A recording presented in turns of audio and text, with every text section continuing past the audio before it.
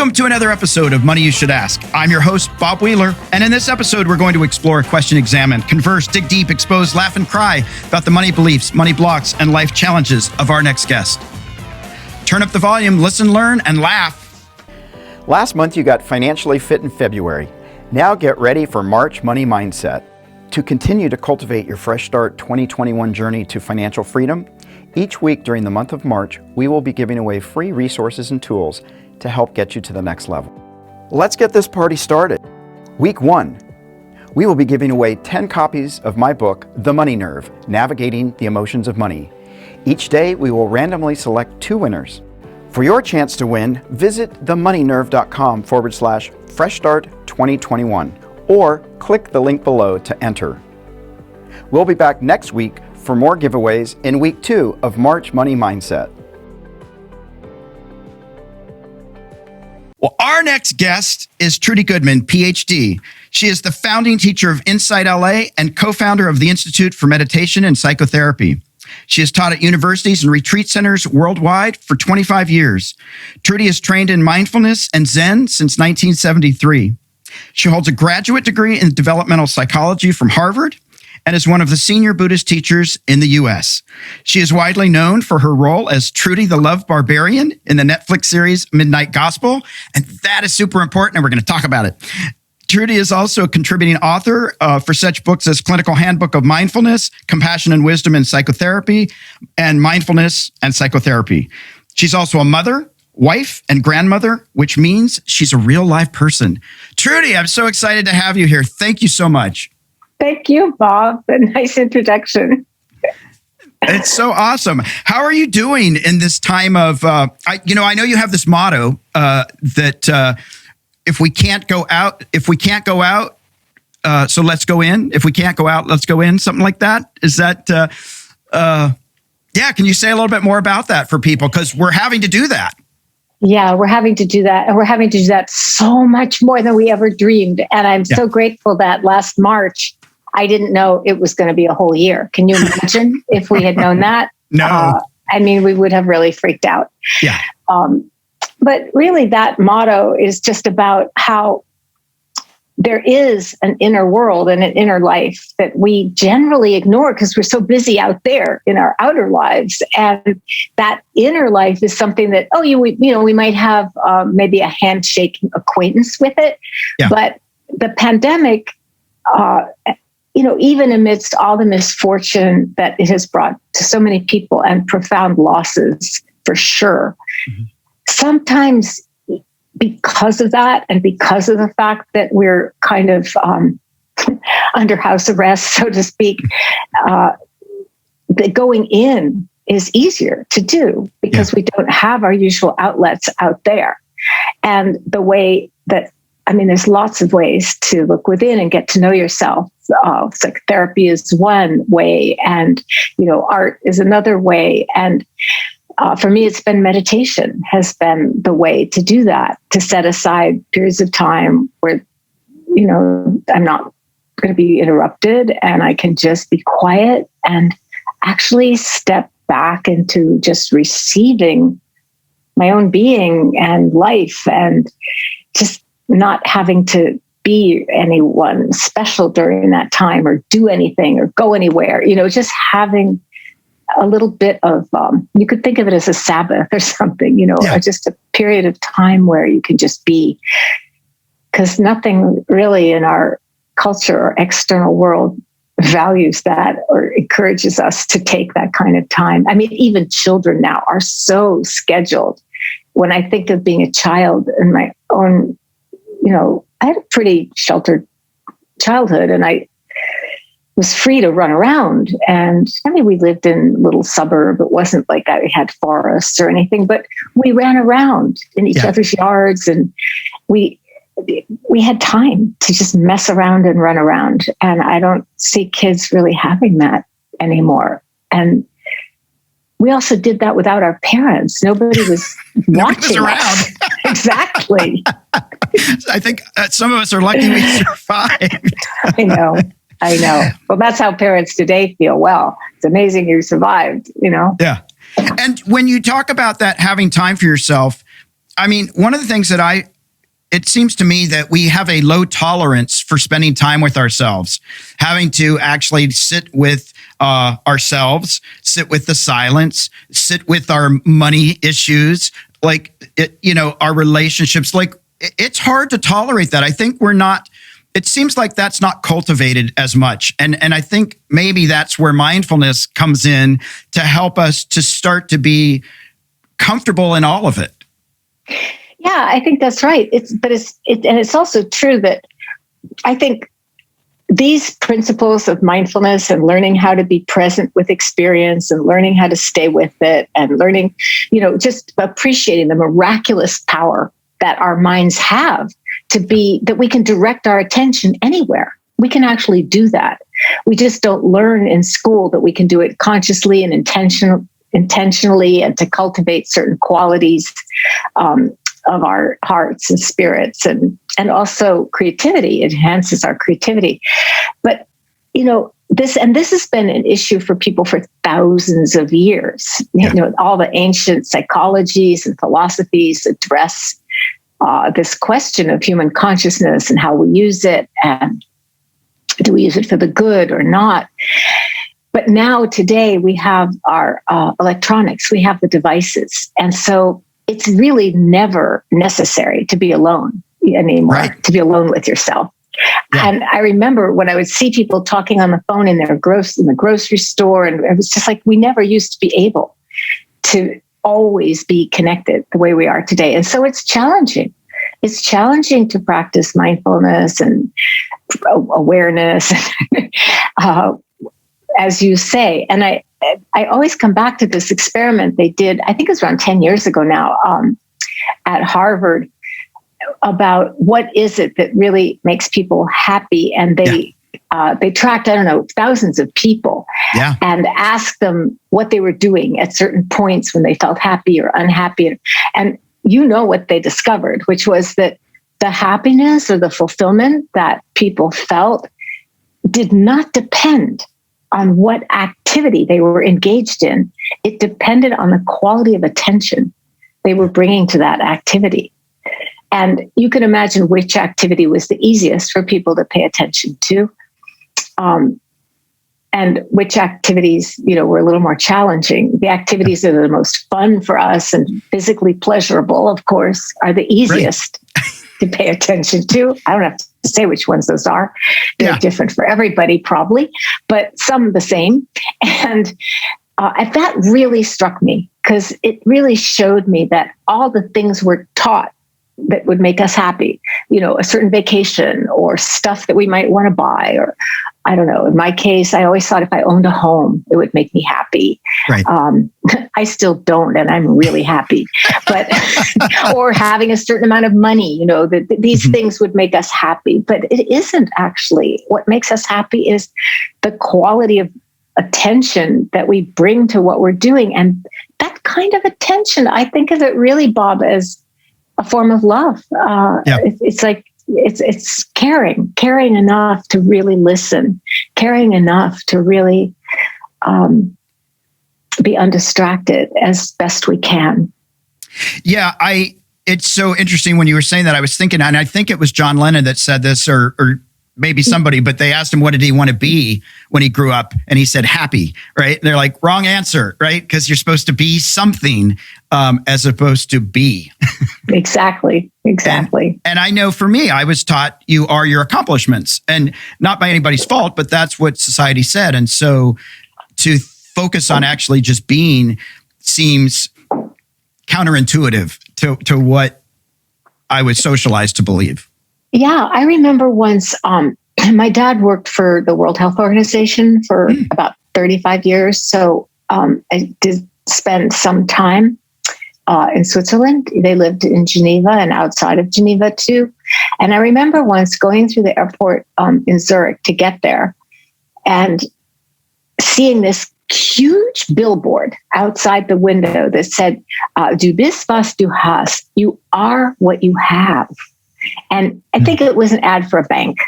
But that's that same conditioning. Right. It's sort of like money is life's report card, right? And our self-esteem rises and falls with how we're doing in that department. one of the many departments that we're taught to pay attention to. But that's a big one. And I bring it up because I know that's your thing. It is. No, totally. I mean, it's self-worth and net worth are not the same things. And I think we get them confused. Yeah, for sure. For sure. And I really saw it too when I was on retreat and traveling on kind of pilgrimage to India, which is where the teachings that I teach originated, the teachings of Buddhist psychology and philosophy. And I remember seeing people, sometimes little families, living on the sidewalk on the street. Now, this doesn't sound as stunning anymore because now we have lots of people living on our streets. But right. I'm talking, this was really, let's see how I'm old. This was probably 20 years ago. And we had homelessness then. Ever since Reagan, we've had it. But it wasn't as severe as it is, of course, now. But what I saw in the people's eyes there was joy. Yeah. And I remember being surprised, like, how can you be joyful? You've got a new, a little baby and you're living on the sidewalk. Yeah. You know what I mean? But it was so clear to me that the joy that people were taking in each other and their babies and their families, and it just didn't matter. And I'm not saying that healthcare doesn't matter and housing doesn't matter and all of that, because it does. And when you ask about the pandemic, and obviously I am privileged to have food security, shelter. I'm warm and dry and well fed.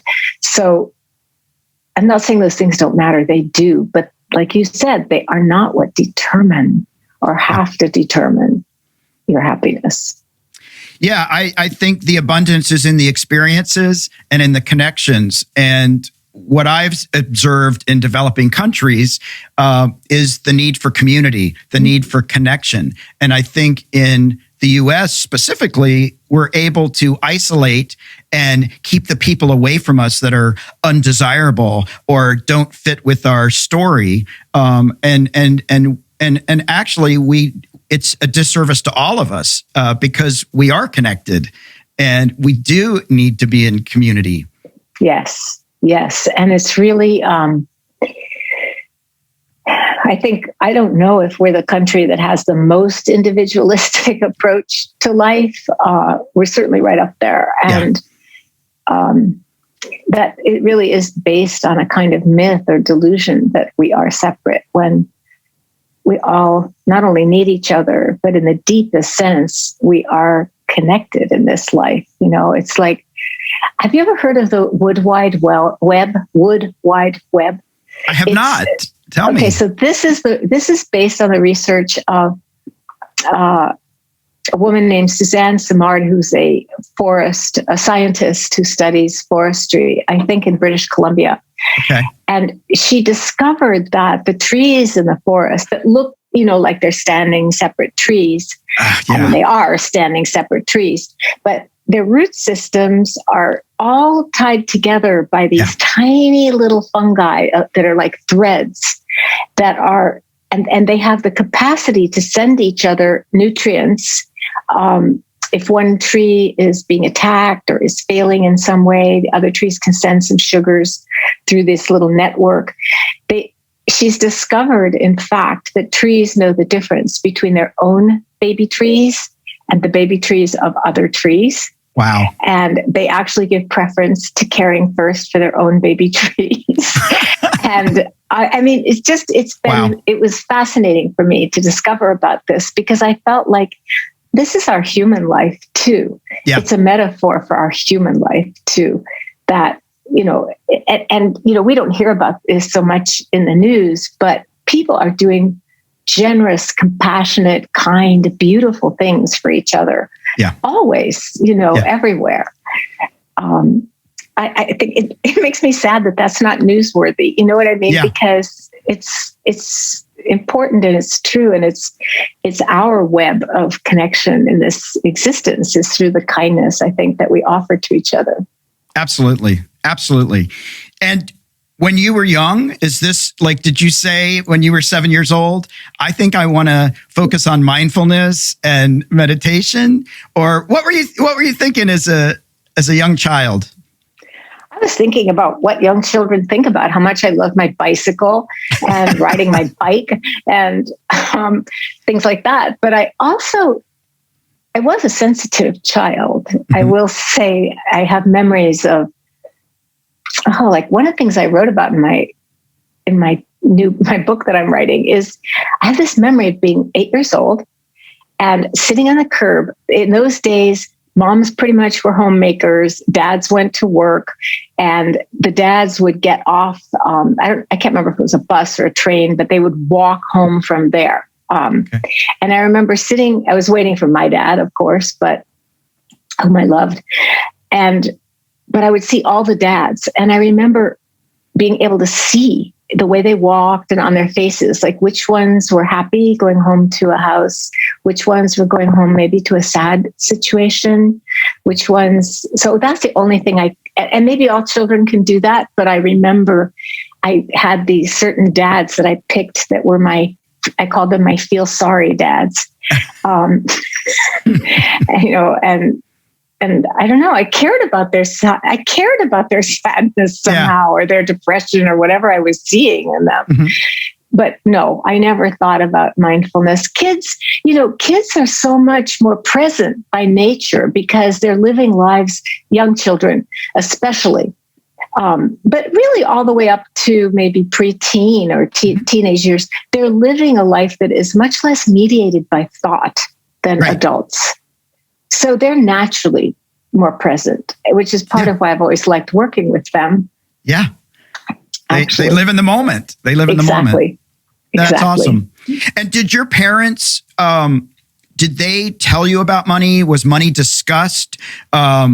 Did they encourage you to be a certain way? Like, what was it like for Trudy as a kid? Were there pressures to perform, to be something?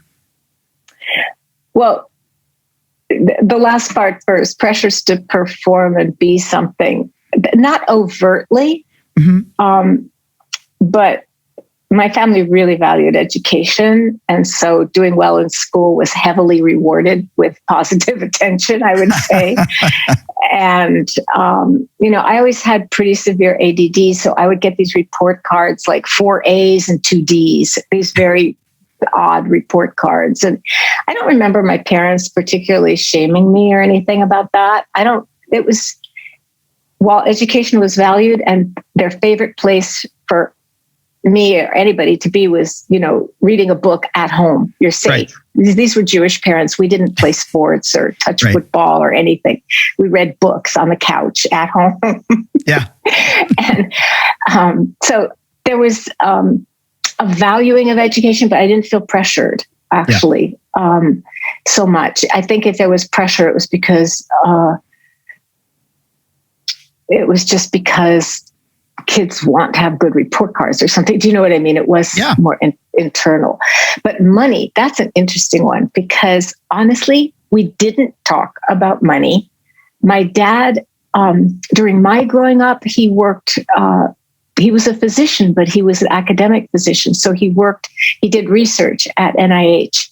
And so his salary was probably, I don't know what academic salaries were, but we were kind of like maybe lower middle class growing up, where I couldn't have all the clothes that the other girls had. My mom sewed my clothes for me. And so I definitely wished I could have maybe more clothes as a child, but we had plenty of, there was never an issue about our utilities were always on. We always had food to eat.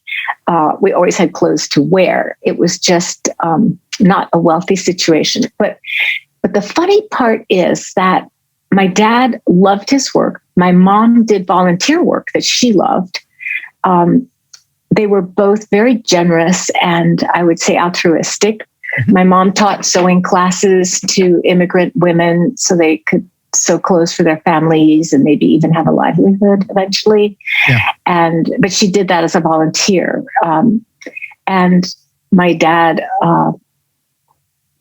well, my dad, when he went to the World Health Organization, he actually was the first person to notice and take action about the fact that the World Health Organization was studying the diseases of the developed countries, very much, heart disease and cancer. And nobody was studying the tropical diseases that were wiping out, like 1 child in 5 died of malaria in Africa.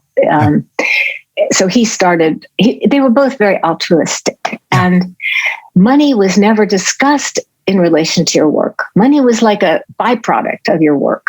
Mm-hmm. Nobody was working to earn money. Right. And when I married my first husband, I was shocked to discover that he was working to earn money. I know it sounds nuts. No, that's right.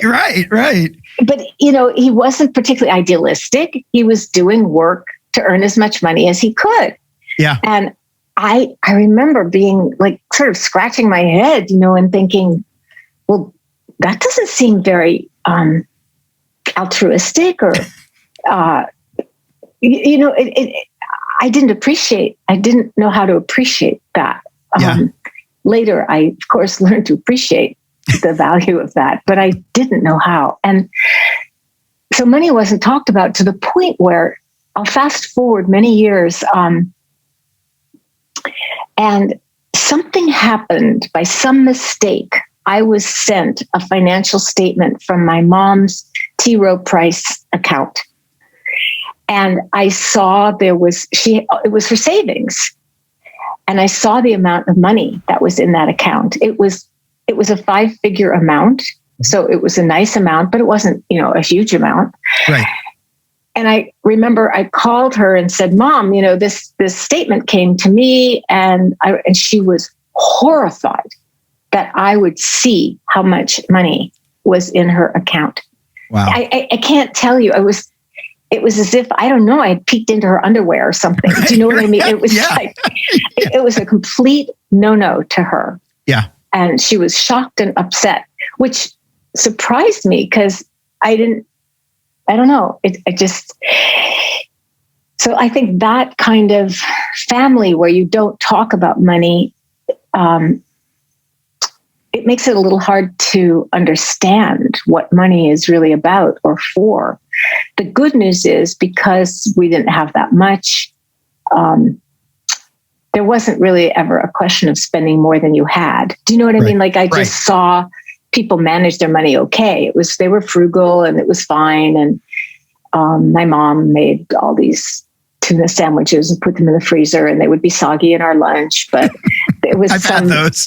It was some thrift measure that I didn't understand and still don't. But anyway, I guess I'm answering your question. Yeah, no, absolutely. Do you, and from that, I imagine then, with your first husband, you probably didn't ask a lot of questions about his money beliefs or where he was financially. It was just sort of maybe a trusting or hoping. Yeah, well, I didn't think about it. That's the thing. It's so, when I think back, okay, because we didn't have that much money, I got a full scholarship to my college. Yeah. Totally free ride. But my parents, they never sent me any spending money. Right. So I worked in the dining hall. I worked in the school store, bookstore. I worked through college for my spending money.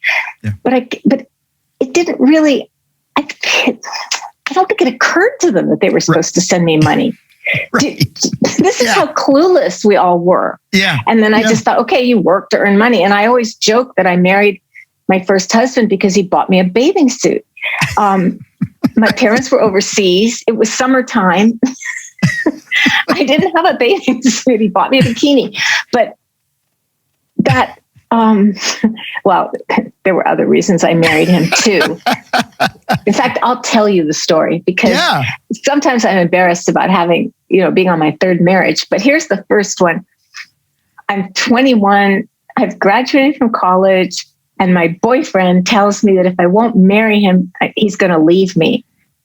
I I was too young to get married. I didn't want to get married. And I called my parents, overseas phone call, which was a big deal in those days, Bob. Yeah. Oh, yeah. I called my parents and I'm like, Jimmy's telling me that if I don't marry him, he's going to leave me and I don't want to get married. I'm too young. I just got out of school. And my mom says to me quietly, but sweetly, so honey, are you sleeping with him?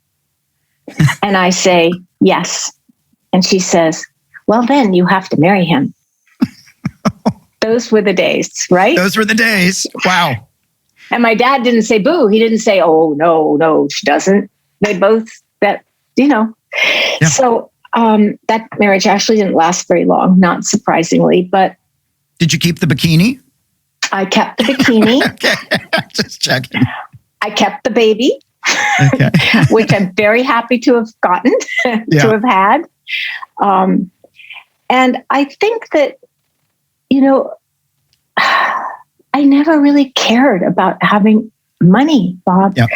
I married people who were like meditation teachers. And my current husband is a meditation teacher who's written lots of books and has done pretty well for a meditation teacher. But if you put him up against a successful businessman, it would be kind of pathetic financially.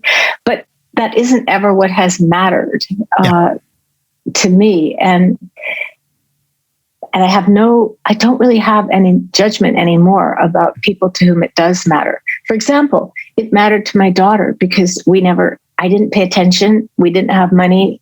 We were eating saltines. And I can't, those were also kind of hippie days. And I was in graduate school and so it has mattered to her to have nice things and not to have to think about it and to be able to offer her kids things that she didn't really get to have. So do you know what I mean? It just really depends. Totally.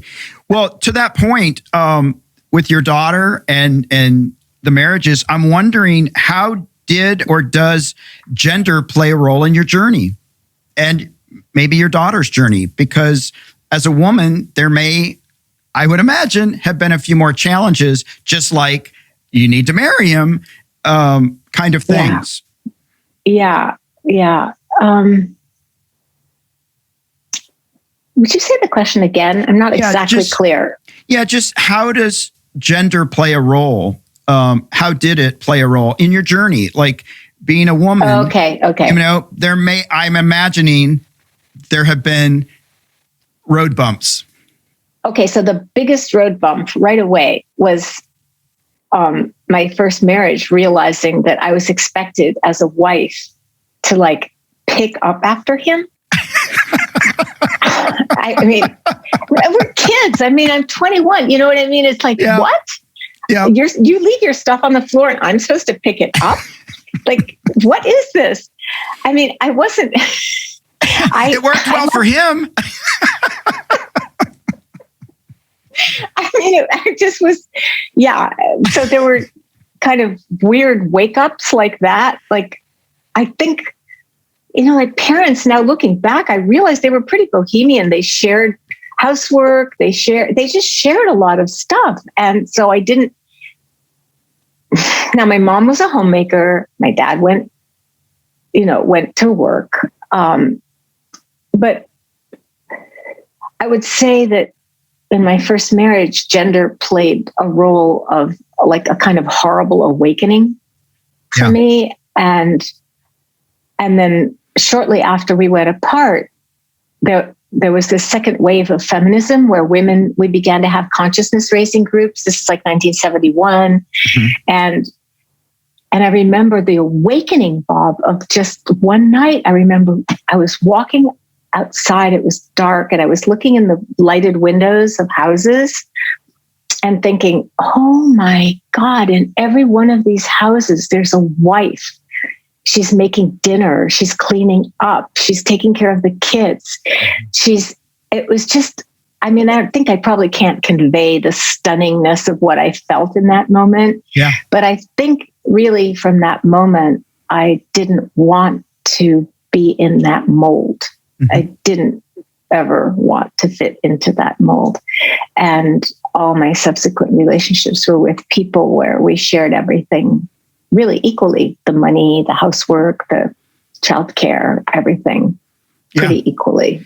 No, I can only imagine. I have several sisters, and I've seen the impact in how they were treated different than how I got treated in the family and in the world at large.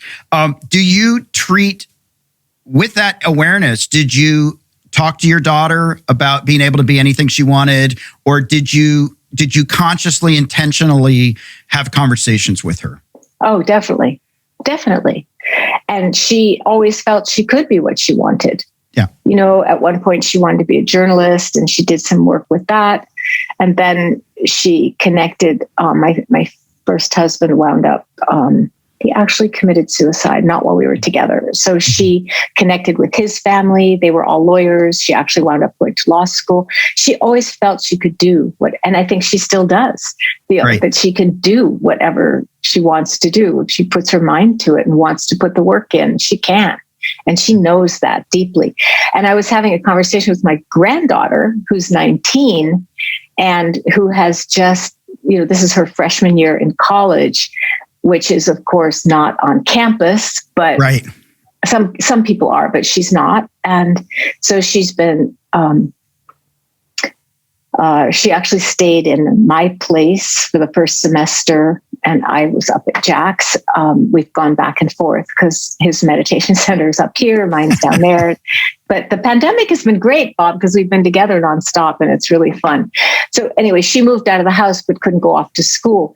Right. But she said that it's really interesting for her to watch her brother, he's about to turn 17. He's a junior in high school.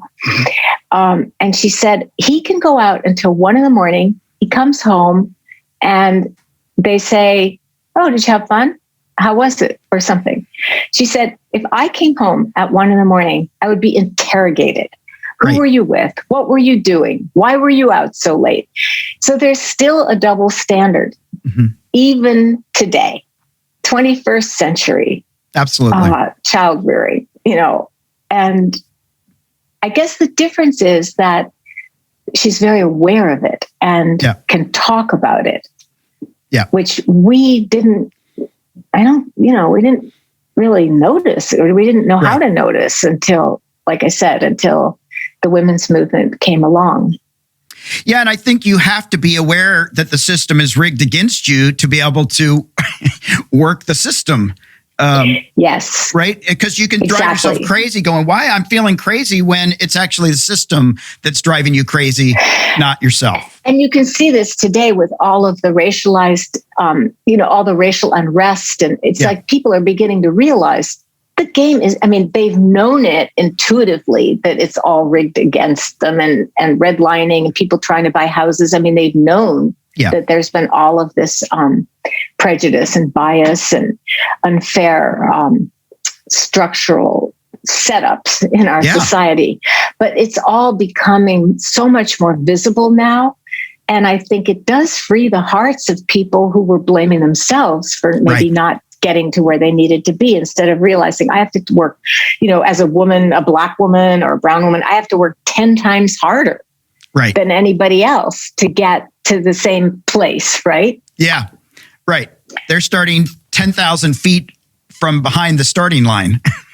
Everybody else is, if you know that and you're aware of that and you understand that, it's not like you still have to do it, but you at least don't internalize that it's something you should be ashamed of or blame yourself for. Yeah. And in your own personal life, are there places where you still have struggles around like money beliefs, or are there any things that you still carry? Like I know you were talking about your mom made your clothes, and my mom made our clothes. And for me, there was this little bit of like, I would be much more successful if we bought my clothes instead of having to wear the clothes, right? And so I still carry that scarcity mindset sometimes into my life, and I'm aware of it, but it creeps in. And I'm wondering if there's any of those kinds of things where you still struggle, because I think for a lot of people, they think, if I deal with it once, I never have to address it again. And life is life. It's going to keep coming up. Yeah. It's not like that. I mean, I always would tell people during meditation retreats, which are very hard to do, to be in silence and be with yourself, hour after hour after hour. And, and people would come in sometimes who had been doing this for a while and really working at it for sometimes years. And they'd say, and this stuff is still coming up. And I would say, well, whose stuff would be coming up? Would it be Bob's stuff that would be coming up in you? Would I be having your issues? No, our patterns and our issues, I feel like that's our life koan. That's our life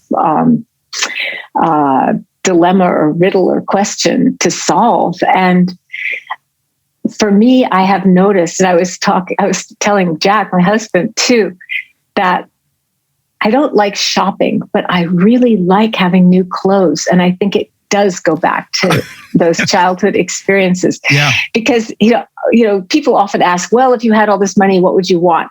And then I always think, what is it that I would want if it's something that you could buy? Talking about things you can buy, right? Right. And always I think of, well, maybe some pretty new things to wear. That's just, and it's not like I have so many or any, but we actually had this conversation the other day. We was like, well, you don't really need anything. I was like, no, I don't. But it's just fun to have some new things from time to time. So I noticed that. And I also noticed that sometimes I'm still really frugal in ways I don't need to be anymore. Yeah. And it's not like it gets in my way or anything. I just notice it. Like I'll in the days when I could spend time in the grocery store, I would sometimes kind of perseverate over, this thing costs 3 pennies more than this thing and stuff like that. Yeah. Yeah. And what's the story? Like if you could share the inner dialogue that goes on when you're having those moments of frugality, or I could save 4 cents. Like what's the backstory? I actually think that that's a time when I'm not conscious. I'm not aware. I'm just being driven by this old habit. Mm-hmm. So there isn't, the backstory would be your money has to go this far and you only have this much. And so you have to be very careful how you steward it and how you plan it and how you use it and what you buy and all that. But in reality, my time became so much more valuable. Yeah. And getting lost in those kinds of things and spending way too much time is more expensive than spending the extra 4 cents. Do you know? Right. Yeah, absolutely. Yeah. Absolutely. And of course, when you get old, I'm really older. My dad always said you're middle-aged until you're 75. Well, guess what? I'm not middle-aged anymore. So we won't tell. But then you see, oh, wow, actually, I don't have all the time in the world, Right. And so there's a tendency not to want to even worry a bit about things like that. And the other thing is, I'll tell you a story. I've told this story too when I've been writing, is in the early days of InsightLA, the nonprofit that I founded, I've never been good at like planning 5 years from now or doing a timeline, that kind of strategic planning. My brain just doesn't work like that. And so there was a man who was on our early board of directors, Michael Sigmund, who volunteered to help me. And he came over and we had this big pad and we were kind of like stretching it out. And I think he was puzzled because I didn't have any clue of how to do this and he kind of looked at me in this puzzled way. And I said, don't worry, I have a trust fund. And you should have seen the look on his face. His face just kind of, you could tell him, you just hear him thinking, why am I volunteering and helping her? She's got a trust fund. Gosh darn it. Right. What am I doing? And then I said to him, it's an inner trust fund. It's an inner trust fund. I just trust. It's like, I've been okay until now. Why would I not be okay? If you want to know your future, look at your present in a way, right? Yeah, absolutely. Apart from, pandemics and things that we have no control over in life. So the inner trust fund is really important in relation to money too. Yeah.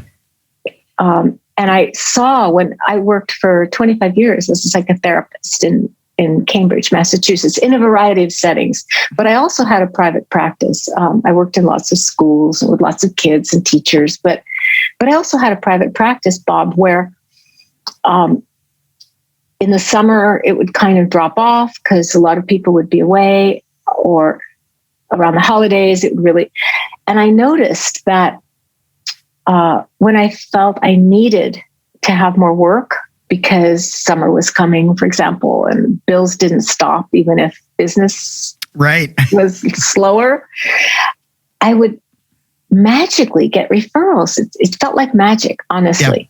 Yeah. And when I would be feeling like overworked and I can't find time for one more person, somebody would move away or graduate or something from their therapy. Yeah. So I think the trust, it's a tricky thing to talk about because I don't advocate being clueless about your money and not being planful or anything like that.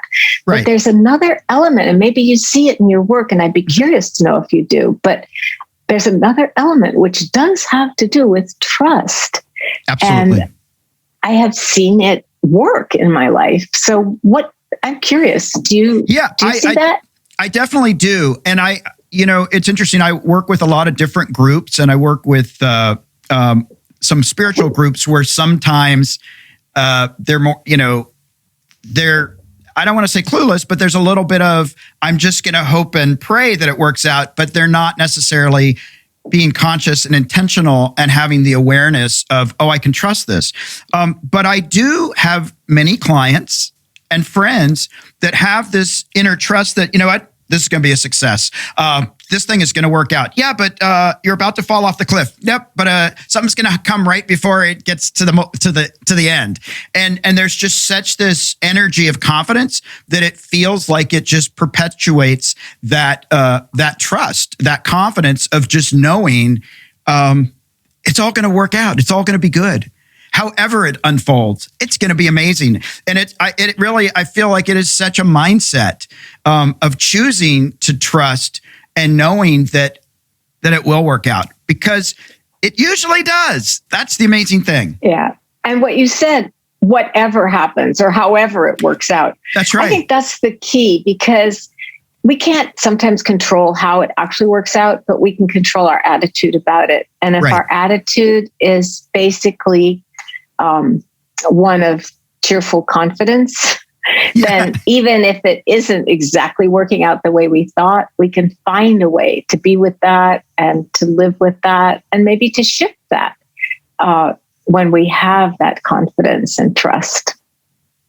Yeah, absolutely. And, it's just, I think when we can trust that, I know that when people, a lot of times when things don't come together and stuff like that, they also have a mindset that it's not going to work out. And I think humans like to be right. And so there's a lot of self-fulfilling prophecy of like, yep, I'm not going to win. This isn't going to succeed. And then we unconsciously go in with that energy, and then we go, see, I was right. That's so interesting. I never thought of it that way. Yeah. Do I want to be right, or do I want to be happy? And and I often see that in couples where they'll come in and they'll go, we have a bet and somebody gets dinner tonight. Who's wrong? And I usually offer to them, well, are you guys on the same team, or is this a competition? And and then there's a big pause, and they're like, oh my, no, we're on the same team. We're on the same team. I'm like, okay. Because we get caught up in that. Instead of looking around and seeing the abundance and all the things that we do have. And so cultivating that mindset for me is starting to realize being grateful for what I have, instead of, I don't have that. No, I don't have that. And let me run a little faster. But like, wow, I'm breathing. I have basic needs met. Because which is huge. Especially right now, because a lot of people don't have that. That's right. Yeah. And I want to read a quote that you have that really was for me really powerful. And in it, it's basically that you want to share that healing is possible for everyone. And the quote is, "You can recover from even the most devastating losses when you're willing to learn about who you most truly are and are open to an awareness that extends way beyond our limited individual self to encompass the entire world." Yeah. And like, for me, that is, to me, that is the ultimate expression of mindfulness, and how we connect in the world, whether it's money, whether it's relationships, like all of it is like, we have to keep exploring all of who we are, even the parts that aren't so pretty. Oh, yeah, especially those, actually. Yeah, we have to highlight them and bring them into the light so that we can remove the shame about it, so that we don't have to hide our bank accounts or hide our previous failures, but I like to call lessons, not failures, but to really get more conscious and connected, so that we can actually understand our impact. Yeah, and we're bringing the not pretty parts to light by offering attention to all of who we are. And those parts, they need attention, actually, They do. to be accepted and healed, and to realize, oh, maybe I'm feeling completely caught in a state of despair because of a breakup or a financial loss or whatever it might be. I have a friend who, they lost their money in the Bernie Madoff thing, and they thought they were wealthy, and then they weren't. And oh my God. And in that moment, when we can be mindful of what it feels like fully to be in that moment and just allow ourselves to have those feelings, there's another step that we can say, oh, this is what it feels like to be a human being who is in despair. It feels this way in the body. These are the stories it generates in the mind. It's like this. And in that moment, I can connect with everybody in the world who has ever felt despair. Yeah. And so instead of it being this isolating experience where you feel ashamed and set apart, you can actually feel connected to all of humanity in that difficult moment. So that's one way that the mindfulness really helps. And when I say know who you truly are, that means we understand that whatever emotion we're in the grip of is not all of who we are. Yeah. And that, my sadness or my joy, it's not all of who I am. It's like a psychic snapshot of a moment, when we're really all like moments in progress. And when we can see our life that way and see ourselves that way, we actually connect to something just a lot more vast. Yeah. A consciousness that we're part of it. Instead of, I guess one way I would experience it or say it is like, instead of thinking I'm going to put this clearly.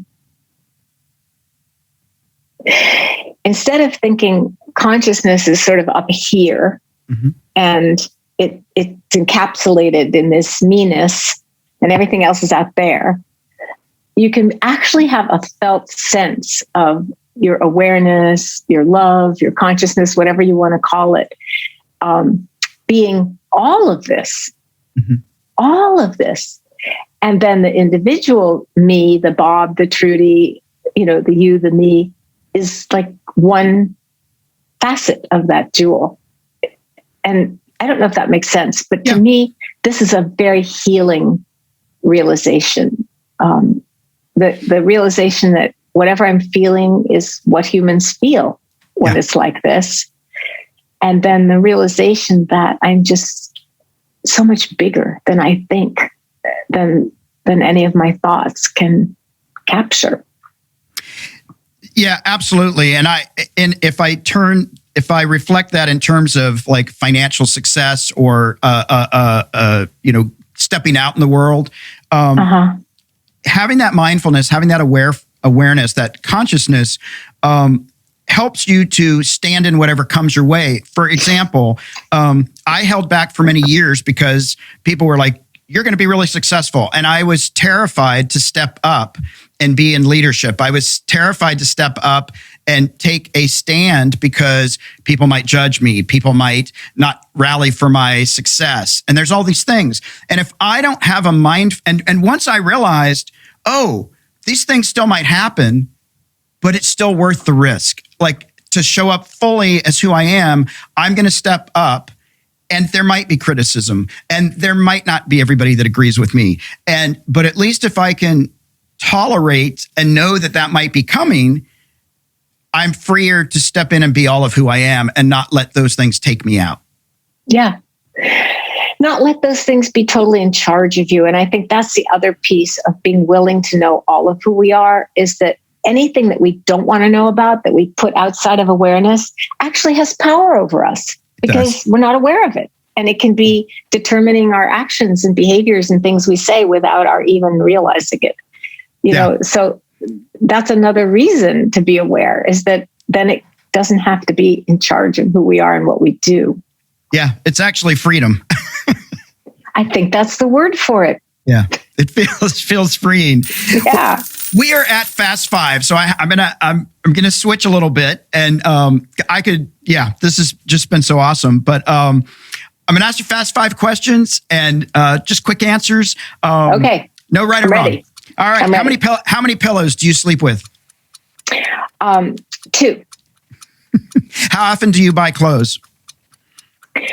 Oh, not so often. I would say when I can these days. Maybe every few months I'll buy a few things. Yeah, we can go shopping. That's about how often. Yes, I do. yes. I love my things. As soon as I get them home, I unpack them and look at them, and I wear them right away. And it's like being a kid. Yeah. Oh, that's good. That's good. It's like candy in a candy store. What makes you laugh the most? Oh, so many things. I think, oh gosh, what makes me laugh the most?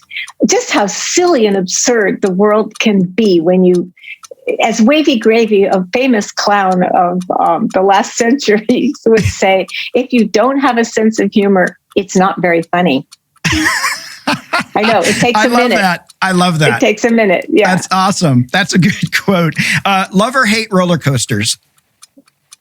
Oh, love, hate. Love, hate. I love it. I love it. Best gift you ever got? Best gift you ever received? Oh my gosh, the best gift I ever received would have to be my daughter. Yeah. Awesome. Yeah. That's a beautiful gift. That's a beautiful gift. Well, we're at our M&M sweet spot moment. So can you share a practical tip that you use in dealing with your money? Or a piece of wealth wisdom, something that you've learned in when you navigate your finances? Yes. What I have learned is that I actually need help and support to track my money and to navigate my finances. And I say that because, first of all, I'm just not good at it. I sat my daughter down when she went to college and I said, I'm going to teach you how to balance your checkbook. This is a life skill you'll need. I can't tell you how many hours later I couldn't do it.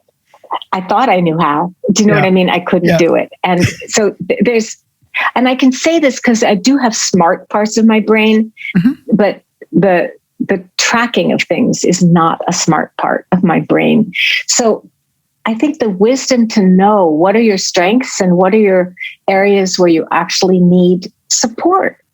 It can be a friend, it can be a partner, it can be Bob, it can be, somebody knowledgeable. And I mean, honestly, I even recommend people to go to DA, to the 12-step program, because there's so much knowledge there that's for free. If you can't afford an accountant to help you or, whatever help you need. So that would be, I think, the most important thing is to just, it's part of knowing yourself and not beating yourself up about the things that you're not good at or maybe don't know how to do in this lifetime, you might never be good at them. Yeah. And feeling fine about finding people who are good at those things. Yeah. And understand them better. No, that's so awesome. Yeah. I mean, I really like what I'm hearing there is, in a way of cultivating a non-shaming heart, so to speak, to like welcoming, like, these are my strengths. These aren't my strengths. Right. It's okay to ask for help. And just even going back to when you talked about making the A's and the D, that non-shaming environment of, right. Okay, well, you made a bunch of A's, you made a couple of D's, and not making it the definition of who you are. Right.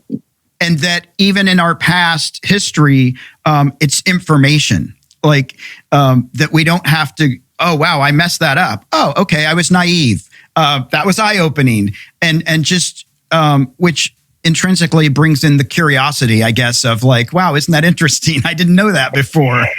Well, I think that's the key, is the curiosity. And don't get me wrong, I felt plenty of shame and frustration about my brain and what it could and couldn't do all my life. So that's definitely been a struggle. But the curiosity, the interest, instead of the blaming and judgment and shaming, like getting curious. So why is it like this? How is it? How can it be helped or supported or changed if it needs to be? That you named it. That's really, really key. In fact, in the Buddhist tradition, that quality of curiosity, they call it investigation, exploration. And it's one of the elements or factors of enlightenment, of awakening. Wow. And I love curiosity. So that's, I'm going to find out more. Yeah. You're more enlightened than you know. Oh, wow. I love it. And I want to say to everybody out there, don't forget to start building an internal trust fund, because I love the way that you put that. We do need to start trusting more for those out there that don't trust themselves. You have an inner knowing. And you do. And as I said, don't get me wrong. It took me a long time to fund my inner trust fund with the qualities that I needed, and get over all my fears and anxieties and, the things that you have when you're young and all the way through, actually. It's just a question of, do we let them stop us or not? Absolutely. Where can people find you on social media, online? Yeah. So I do have a website, trudygoodman.com, and I have a meditation center that I founded. It's called InsightLA, InsightLA.org. And I teach every Sunday morning through InsightLA from 11 to 12:30 Pacific time. And with Zoom, no excuse, y'all. You can come wherever you are. Absolutely. We'll put that link up so people can come in and join you. And you've got a new book that's going to be coming out as you're writing it right now, but I'm writing it right now. So you'll have to let us know when that's ready. Yeah. I sure will. Does it have a title? I'll come back when it's ready.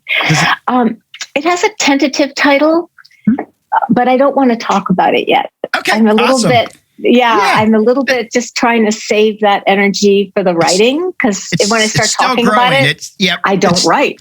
Still incubating. Yeah, that's awesome. Awesome. Yeah. Well, I so appreciate it. I just want to say to our listeners out there, please don't forget to share the love. Follow us on Facebook, Twitter, and Instagram. Search for Money You Should Ask, all one word. Subscribe to this podcast on your favorite podcast player, or visit podchaser.com and search for Money You Should Ask, or click on the link below. If you prefer watching our episodes, head over to YouTube and subscribe to our channel. For more tips, tools, or to learn more about your money nerve, visit themoneynerve.com. Trudy, this has been such a pleasure. It's just been awesome. I'm so grateful that you've come on and shared your wisdom and your experience. And I just wish you the best. And I'm excited about the new book coming out. And thank you, Bob. Yeah, just really grateful. Thank you. It was a total pleasure. Really fun.